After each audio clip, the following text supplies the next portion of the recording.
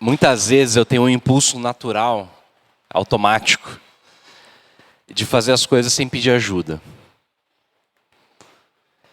E aí, quantas vezes que eu boto na cabeça que eu tenho, sei lá, que fazer determinada tarefa, e como eu tenho um perfil um pouquinho obsessivo, né, que se prende nos mínimos detalhes, em vários momentos eu me pego preso numa atividade, e aí quando eu percebo eu já estou sobrecarregado, eu começo a ficar com raiva porque ninguém me ajuda, só que eu não pedi ajuda, né? Mas como se as pessoas tivessem que perceber, né? E aí acabo ficando com medo de não dar conta daquilo que eu tenho para fazer. E aí vou estressando e tal, e deixo todo mundo estressado à minha volta, né? Vocês estão rindo, né? Porque eu aposto que ou se identificaram ou identificaram alguém, né? Ai, ai. Mas apesar dessa peculiaridade da minha experiência, eu creio também que a gente vive numa sociedade, numa cultura de independência que reforça isso em cada um de nós. Não é isso? Parece que o maior valor da nossa cultura é a liberdade. Então, nós gostamos de fazer as coisas do nosso jeito. A gente tem que sempre dar a nossa opinião, né, de tudo quanto é assunto. Às vezes tem nada a ver com você, mas você vai lá e dá opinião, né? Fazer valer os nossos direitos. Por quê? Porque a nossa cultura ela é individualista. E qual que é o problema? O problema é que viver numa sociedade que preza tanto pela autonomia gera uma preocupação excessiva, tanto com a performance quanto com o controle. Não é isso? Se você está sempre preocupado com a performance, obviamente você nunca vai dividir suas fraquezas, só as coisas boas que você faz e as coisas bonitas. E se você se preocupa muito com o controle, você acaba ficando refém da opinião das pessoas. E aí você fica checando neuroticamente o que os outros estão pensando de você, o que os outros estão falando de você. O resultado disso é que a nossa habilidade de cooperar, ela vai sendo substituída por contatos sociais muito superficiais. A gente vai meio que mantendo uma distância segura das pessoas. Não é isso? Até aqui você pode vir, mas daqui para frente melhor não. E aí a gente acaba tendo esse contato social mediado pela tecnologia ainda, que deixa a gente mais distante. Tem um sociólogo, e assim, eu não li o livro dele, tá? Chama Richard Sennett. Enquanto eu estava pesquisando, eu descobri esse cara. Aliás, se alguém quiser me dar o livro, eu estou aceitando, tá bom? Mas assim, me parece que é muito bom o trabalho dele. E pelo que eu pesquisei, assim, da pesquisa dele, né, daquilo que ele fala assim, que a vulnerabilidade é o preço da cooperação. A vulnerabilidade é o preço da cooperação. E aí, se cada indivíduo está querendo parecer forte o tempo todo, não tem espaço para você pedir ajuda. E aí a comunidade ela vai se dissolvendo. Então, ela vai se dissolvendo porque você tem um monte de indivíduos tentando performar competência. Talvez seja por isso que mesmo na igreja, isso é uma coisa interessante, até na igreja, já percebeu que a gente tem uma dificuldade de se abrir com as pessoas? As nossas orações, inclusive, elas são orações privadas. Não é isso? Geralmente você ora, você e Deus na sua casa, ou no seu carro, ou, não sei, no banco da igreja, mas dificilmente você abre o coração para dividir com outras pessoas. E quando a oração ela é feita daqui do púlpito, quase sempre ela é essa oração mais genérica, né? Mais geralzona. É como se nós reproduzíssemos o que a cultura bota para a gente. Então, em vez de a gente se tornar uma comunidade, vira um monte de... um ajuntamento de indivíduos. Um ajuntamento de eus, né? Que vai gerando essa espiritualidade individualista. Por que eu estou falando disso? Porque a nossa série atual é fundações. Hábitos que sustentam uma comunidade. Por quê? Porque esse ano é um ano muito importante para a gente. É o ano que a gente vai pedir a organização em igreja no final do ano. Para isso acontecer, a gente precisa desenvolver uma comunidade forte. Uma comunidade forte, ela só se dá a partir de experiências espirituais que nós vivamos de uma maneira conjunta, compartilhada. Então, para isso, a gente precisa, então, ter essas práticas espirituais. Semana passada eu falei sobre a primeira fundação, que é o reunir-se. Se você não escutou, depois escuta lá no Spotify. O estar junto em comunidade é um hábito, uma prática espiritual que a gente não pode abrir mão. Por quê? Porque ele fortalece a gente. Ele dá corpo, né? Até no atrito que tem muitas vezes, a nossa fé ela é moldada nesse atrito, ele é importante. Então a gente não pode abrir mão disso por qualquer coisa. Hoje eu quero falar sobre um segundo hábito, uma segunda prática, que é o orar juntos. Orar juntos. E para isso a gente vai olhar então para a carta aos Hebreus, que é o que a gente tem usado, né? A carta aos Hebreus.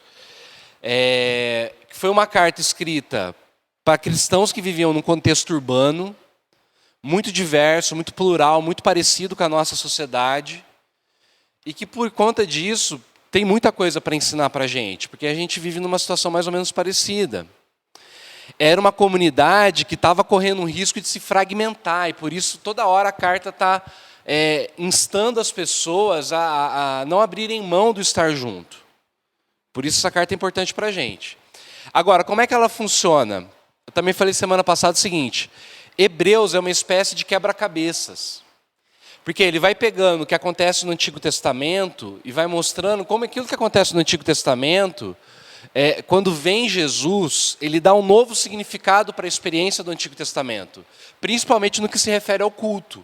E tudo aquilo que tinha a ver com o culto. Os sacrifícios, o sacerdote, o templo, até Moisés. Hebreus vai mostrar para a gente que Jesus, tudo isso apontava para Jesus. Jesus é melhor, ele é superior, ele é assim, a coisa final, a coisa completa. Então hoje eu quero convidar vocês para lerem comigo, então, nós vamos ler dois textos. Um texto que está lá no Antigo Testamento e depois o texto de Hebreus que se relaciona com essa passagem. Tá bom? Ingrid, você pode ler para a gente? E o Senhor disse a Moisés: vá ao povo e consagre-o no dia de hoje e amanhã, que eles lavem as suas roupas e estejam prontos para o terceiro dia, porque no terceiro dia o Senhor, à vista de todo o povo, descerá sobre o monte Sinai. Marque ao redor do monte limites para o povo, dizendo: tomem cuidado para não subir o monte, nem tocar a sua extremidade. Todo aquele que tocar o monte será morto. Ao amanhecer do terceiro dia, houve trovões e relâmpagos. Uma espessa nuvem cobriu o monte, e ouviu-se um forte som de trombeta, de maneira que todo o povo que estava no arraial tremeu de medo. E Moisés levou o povo para fora do arraial, ao encontro de Deus, e puseram-se ao pé do monte. Todo o monte Sinai fumegava, porque o Senhor havia descido sobre ele em fogo. A fumaça subia como fumaça de uma fornalha, e todo o monte tremia com violência. E o som da trombeta ia aumentando cada vez mais. Moisés falava, e Deus lhe respondia no trovão. O Senhor desceu sobre o monte Sinai, sobre o alto do monte. O Senhor chamou Moisés para o alto do monte, e Moisés foi até lá. Todo o povo presenciou os trovões, os relâmpagos, o som da trombeta e o monte fumegante. E o povo, observando, tremeu de medo e ficou de longe. Disseram a Moisés: fale-nos você e ouviremos, porém não fale Deus conosco, para que não morramos. Moisés respondeu ao povo: não tenham medo, Deus veio para provar vocês e para que o seu temor esteja diante de vocês, a fim de que não pequem. O povo estava de longe, em pé. Moisés, porém, se aproximou da nuvem escura onde Deus estava. Agora Hebreus. Tendo, pois, Jesus, o Filho de Deus, como grande sumo sacerdote que adentrou os céus, conservemos firmes a nossa confissão, porque não temos sumo sacerdote que não possa se compadecer das nossas fraquezas. Pelo contrário, ele foi tentado em todas as coisas, à nossa semelhança, mas sem pecado. Portanto, aproximemo-nos do trono da graça com confiança, a fim de recebermos misericórdia e encontrarmos graça para ajuda em momento oportuno. essa palavra de Deus. Vamos orar de novo? Pai, tua palavra foi lida, eu peço que o Senhor fale ao nosso coração, ó Deus. Que o Senhor me use, ó Pai, que o Senhor ilumine a nossa mente e coração para que possamos entender aquilo que o Senhor tem para nós essa manhã, em nome de Jesus. Amém. Bom, alguns comentaristas bíblicos vão então falar que esses dois textos eles se relacionam. Êxodo 19 e 20 e Hebreus 4. O texto de Êxodo é aquele momento no qual Deus entrega a Moisés os 10 mandamentos, certo? Porém, tem essa manifestação de Deus. É aquilo que em teologia a gente chama de teofania, uma aparição de Deus, muito clara, muito visível, singular, porém assustadora. Porque Deus se manifesta e o que o povo vê é trovão, é relâmpago, é fogo, esse barulho, né, de trombeta, essa coisa assustadora. De tal forma que as pessoas ficam à distância e com medo de se aproximar desse Deus. Porque a aparição dele é gloriosa, mas é medonha, né? Dá medo de chegar perto desse Deus, porque é insuportável a presença dele. Diante da santidade divina, a nossa reação natural é a gente recuar. Por quê? Porque no fundo, a gente sabe que a gente não é digno. E aí a gente tem medo, então, que essa presença que é tão grande, que é tão poderosa, ela acabe com a nossa vida. Nós não conseguimos chegar até Deus por conta própria. E a gente não consegue permanecer diante dele apoiado na nossa força, nos nossos méritos, né, na nossa justiça. É impossível. E essa passagem mostra isso para a gente. É por isso então que as pessoas vão falar para Moisés: olha, Moisés, você fala com Deus e transmite para a gente. A gente não quer ouvir a voz de Deus. Engraçado isso, né? Hoje em dia, as pessoas às vezes perguntam para mim e falam assim: pastor, como é que eu faço para saber se Deus está falando comigo? Como é que eu faço para ouvir a voz de Deus? Mas olha que coisa interessante, Deus falando ali claramente, as pessoas não queriam ouvir a voz dele, por quê? Porque era uma coisa assustadora. Então eles falam: não, você fala e transmite para a gente. Ou seja, Moisés vira o primeiro mediador, o primeiro intermediário entre Deus e o povo. Ele faz a ponte, né? Ele é usar uma metáfora aqui do futebol, né, Aba? Ele é o meio de campo. Ele conecta as coisas. Ele é essa ponte que liga Deus com o povo e o povo com Deus. Porque as pessoas não queriam contato direto com Deus. Agora, tem uma coisa interessante, né, nessa passagem. Por quê? Se no Sinai essa incapacidade de estar diante de Deus é por conta da santidade, na nossa cultura moderna, a gente tem dificuldade de se aproximar, e eu não estou falando só de Deus, eu estou falando das pessoas principalmente, por conta da vulnerabilidade, o medo de se tornar vulnerável. O que eu estou querendo dizer? São duas lógicas diferentes de cultura, né? O Sinai representa a cultura tradicional, as culturas tradicionais. Elas são baseadas em mérito, né, em vergonha e honra. Então, tem a ver com essa incapacidade que se dá de estar diante, né, de Deus por conta da moral e da religião. Eu não sou digno de estar diante dele. E muitas vezes até diante das pessoas, né, porque tem essas culturas tradicionais, elas vão ter uma hierarquia mais estabelecida. Então talvez eu não seja digno, né, de tal. Ou então quem você pensa que é para falar assim na minha presença? Não é isso? Agora, quando a gente vai para uma cultura mais moderna como a nossa, a incapacidade ela é psicológica e social. Eu não posso parecer que sou fraco. Então eu meio que me escondo. Para não transmitir essa fraqueza, essa necessidade, essa fragilidade que eu tenho. Então tem a ver com... A cultura tradicional ela é muito marcada por esses relacionamentos verticais, não é isso? E a cultura moderna nossa tem a ver com os relacionamentos horizontais. A gente se afasta para o outro não perceber a nossa dor, a nossa fraqueza, a nossa incapacidade. Na cultura tradicional eu me afasto porque talvez eu não sou digno, né? Ou então eu quero parecer superior e aí eu me mantenho afastado sim das pessoas que eu julgo que são menores do que eu. Nos dois casos, o efeito é o mesmo, distância. Distância de Deus, distância do próximo. O Sinai não diz o seguinte: nós não conseguimos nos aproximar, só que a modernidade fala, nós não precisamos nos aproximar. E aí a gente vai se afastando. E eu acho interessante que tem um autor chamado Peter Scazzero. Ele é um pastor americano, filho de italiano, né? Peter Scazzero. E ele tem um livro sobre espiritualidade emocionalmente saudável, onde ele vai falar o seguinte: às vezes, a gente usa Deus para fugir de Deus. A gente usa Deus para fugir de Deus. O que é isso? Você se enfia em tanta coisa, tanta programação religiosa, para você não ter tempo de estar diante de Deus. Já viu isso acontecer? Cara, eu quando me converti, falar uma coisa pra vocês, eu quando me converti, tudo quanto é culto que tinha, eu ia. De segunda a segunda eu estava em culto. Era louvorzão na Nazareno, era, sei lá, culto de libertação, culto, sabe?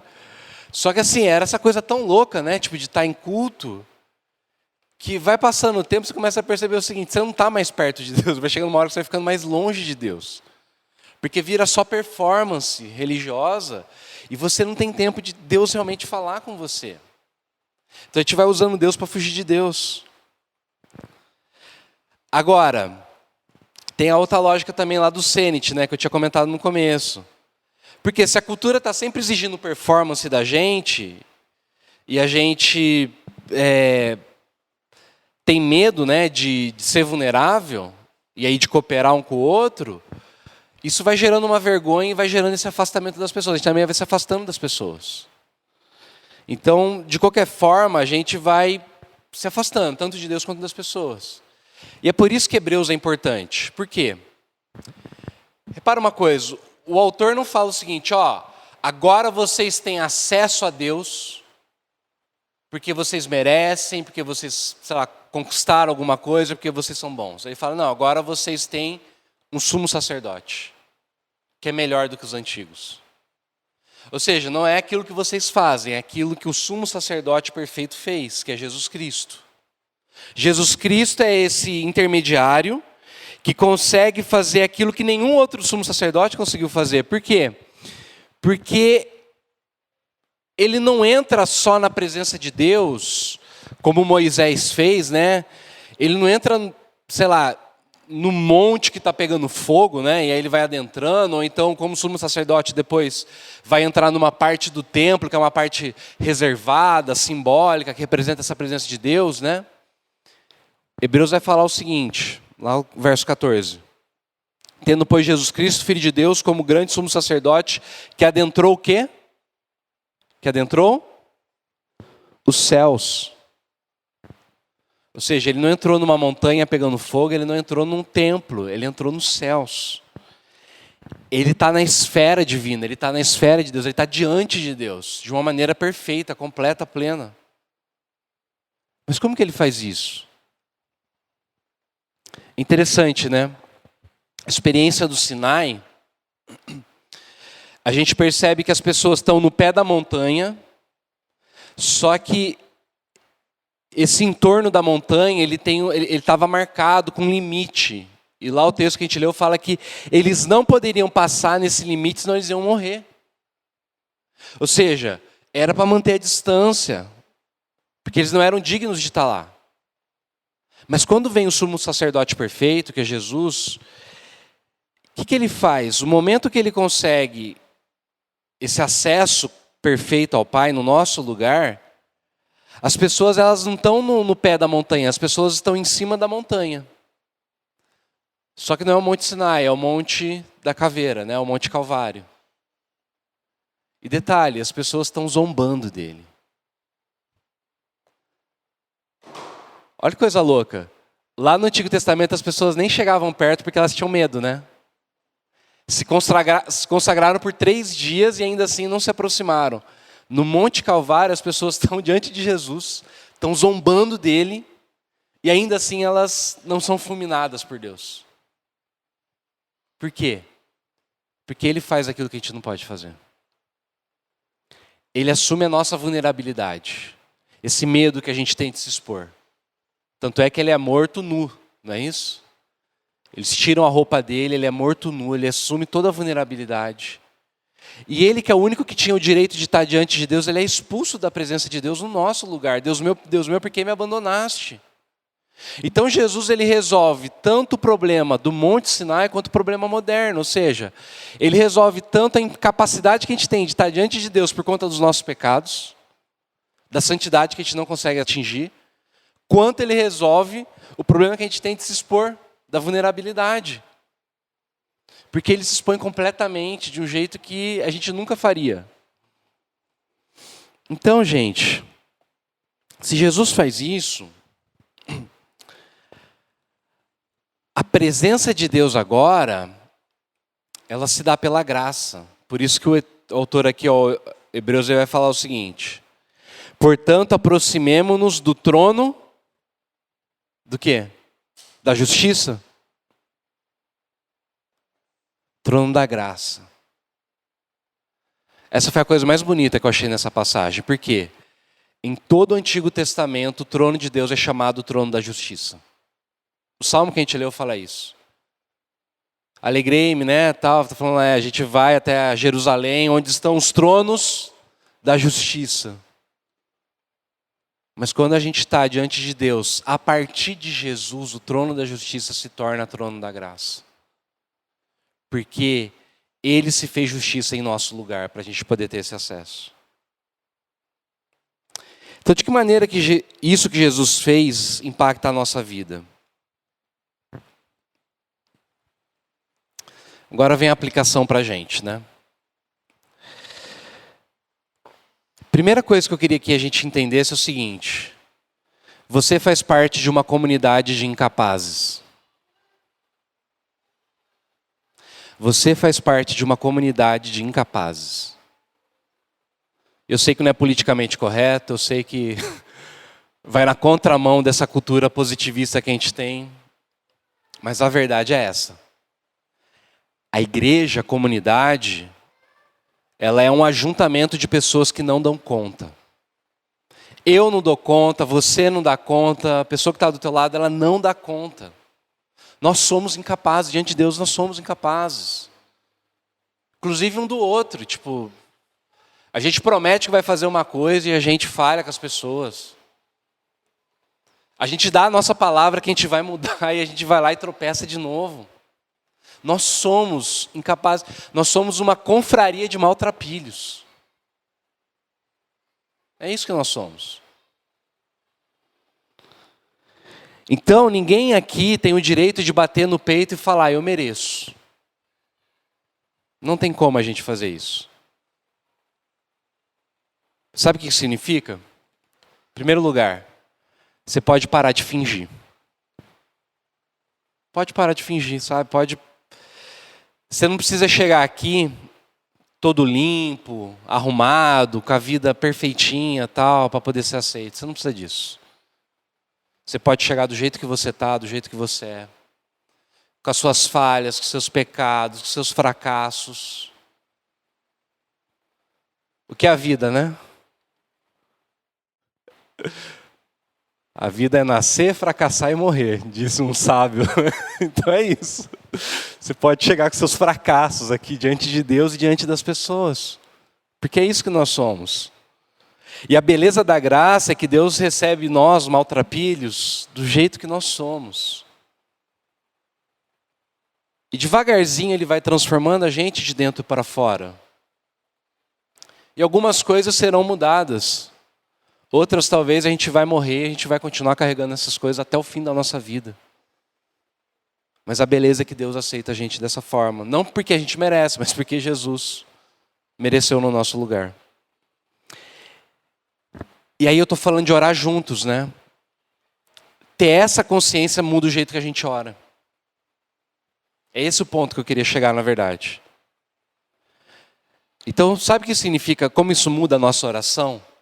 Você não precisa fingir aquilo que você não é.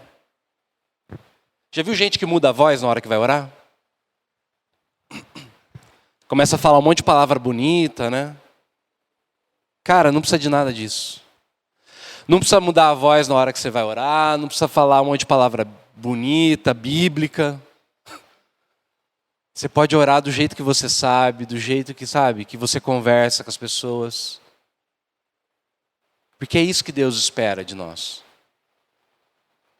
Não precisa tentar parecer que você é inteligente, sabe? Não.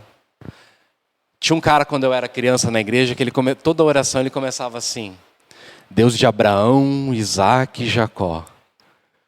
E aí ele começava lá no Antigo Testamento, ia toda a genealogia. A oração dele demorava uns 5 minutos. Então quando o irmão começava a orar, o pessoal até já dava aquela desanimada, sabe? Porque era aquela oração longa, né? Então você pode orar do teu jeito. E sabe o que é bonito? É que quando a gente ora junto,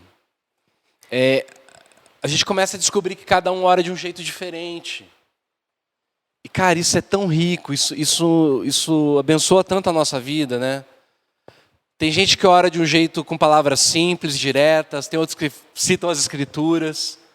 Não tem problema também, né? Se faz parte, não sei, mas é isso, tipo, isso vai moldando a gente também, vai ensinando a gente. Tem gente que ora com coragem, né? Com aquela voz forte. Tem outros que são mais tímidos, né? Que parece estar sussurrando ali um segredo. Mas você percebe, quando você ouve o teu irmão que ora com coragem, né? Com aquela voz forte, muitas vezes isso encoraja a gente também. Quando você está ouvindo uma oração que ela é mais, sei lá, mais introvertida, né? Mais simples, isso ensina para a gente intimidade também. Quando você escuta alguém citando as escrituras, às vezes a gente aprende como que a palavra ela pode também assim, moldar as nossas orações e dar profundidade também. Então é isso. Então assim, não tem jeito certo de orar.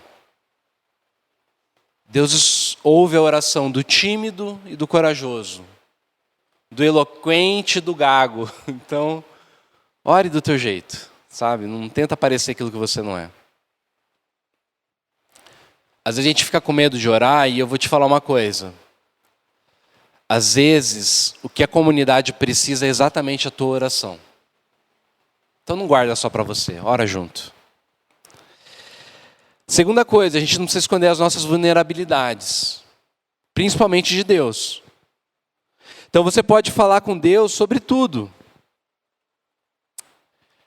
Sabe, essa semana eu pude conversar com uma pessoa que não era aqui da igreja, uma pessoa de fora, que compartilhou comigo que ela tem sentido tanta dor que ela está com vontade de morrer. Tem pedido a Deus para morrer. E aí orando com essa pessoa, conversando com essa pessoa, o que eu percebi? Na verdade, essa pessoa estava com raiva de Deus. Ela estava com raiva de Deus, só que ela não tinha coragem de falar isso para Deus. E aí eu falei para ela o seguinte: enquanto você não falar para Deus o que você está sentindo, você não vai conseguir se curar. Falei para ela, fala para Deus que você está com raiva dele. Não, mas eu não posso porque, né, é blasfêmia, sei lá, é errado, é isso, é aquilo. Aí eu falei assim para ela: você já leu o livro de Jó? Você já viu as coisas que Jó tem coragem de falar para Deus? Você já leu os Salmos? Eu falei assim, eu acho que Deus tem capacidade de lidar com as nossas emoções, com a nossa raiva, a nossa tristeza, a nossa mágoa, a nossa frustração. Bota isso para ele vai saber o que fazer com isso. Mas bota para fora. Não tenha medo. Expressa o que você está sentindo. Porque a cura só vem quando a gente coloca de fato para fora algumas coisas. Se você tiver com raiva de Deus, tem que falar para Deus. Sabe? Senão essa coisa fica... Olha que coisa louca. Se eu sinto raiva de Deus e eu não posso falar com Deus, o que acontece com a minha raiva? Ou eu jogo ela para outra pessoa, ou eu jogo ela para mim mesmo. É o que essa pessoa estava fazendo, estava jogando a raiva para ela mesma. Então, ai, que vontade de morrer. Então você precisa colocar diante de Deus. E pode colocar, né? Deus vai saber como lidar. com as suas dúvidas, suas incertezas, seus temores, seus pecados, falhas, suas recaídas. Sabe por quê? Verso 15 responde: porque não temos sumo sacerdote que não possa se compadecer de nossas fraquezas. Pelo contrário, ele foi tentado em todas as coisas, a nossa semelhança, mas sem pecado. Cara, tudo que você sente, Jesus sentiu. Tudo. Então você pode colocar tudo diante de Deus. Ele vai saber como lidar com isso. Agora, não é só para a gente orar para Deus, é para a gente orar uns para os outros. E aqui a gente tem que ter um pouquinho de cuidado. Por quê? Expor sua vulnerabilidade para os irmãos é saudável, mas nem todo mundo está pronto para ouvir tudo. Então também a gente precisa ter um pouquinho de sabedoria com quem que a gente compartilha. Uma pessoa imatura, pode ser que ela não te acolha, pode ser que ela te julgue, pode ser que ela te traia e conte para outras pessoas. Então, é muito saudável a gente contar para um irmão o que a gente está sentindo, mas tem que saber para quem que você vai contar. Agora, tem uma coisa, na igreja, eu creio muito nisso, sempre vai ter alguém com maturidade para ouvir o que você está passando. Vai ter alguém, sabe por quê? Porque quem distribui os dons é o Espírito não deixa a igreja dele sem dom, entendeu?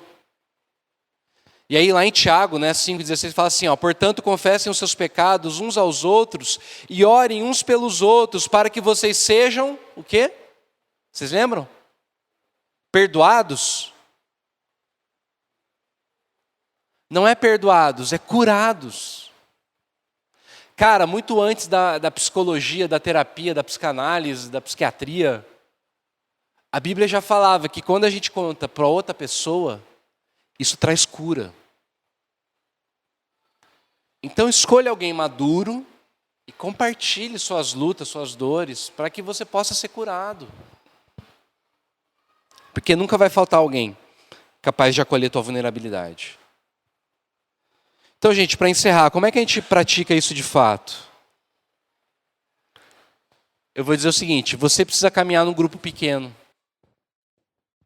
Eu não sei se todo mundo entende o que eu estou falando quando eu falo de grupo pequeno, mas uma vez eu vi um alemão, pastor alemão mesmo, falando de grupo pequeno, ele falou o seguinte, anota aí a definição, um grupo pequeno é um grupo que é pequeno. Essa é a definição de grupo pequeno. Tá bom? É um grupo que é pequeno. Então é simples assim. Tá bom? Você precisa caminhar com mais gente, um grupo pequeno. Porque o grupo pequeno, ele gera a oportunidade da intimidade, ele gera o espaço de segurança muitas vezes, para a gente expor a nossa vulnerabilidade. Agora, como é que funciona um grupo pequeno espiritual? Ele precisa de 3 coisas. Primeiro, ele precisa ter espiritualidade como foco. Então não é só para falar groselha, entendeu? Não é só para estar junto pelo social. Não, precisa orar junto, precisa ler a Bíblia, precisa compartilhar. Tem que ter esse objetivo, espiritualidade. Precisa de constância. Precisa acontecer periodicamente, de tempo em tempo. E precisa ser esse espaço seguro. O grupo pequeno é igual a Las Vegas. Conhece a teoria de Las Vegas? O que acontece em Las Vegas fica em Las Vegas. Então, o grupo pequeno é a mesma coisa. O que acontece no grupo pequeno fica no grupo pequeno. Ninguém expõe.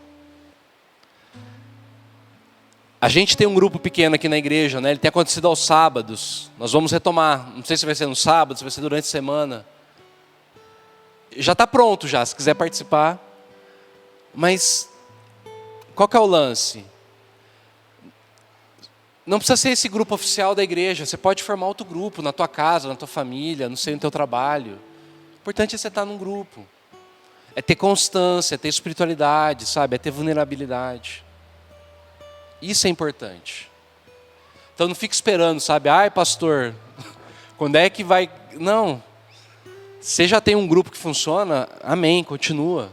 Se quiser formar um grupo, forma, não, sabe? Não fica dependendo da gente ir lá com o carimbo da igreja e falar, ó, está oficialmente aberto. O importante é estar num grupo pequeno. Agora, se quiser participar do nosso, é muito bom, né? O Igor e a Ingrid que participam sempre. Larissa foi algumas vezes, né? No final do ano. Paula está sempre com a gente, o Lucas, a Pérola. Então participa, que é bom.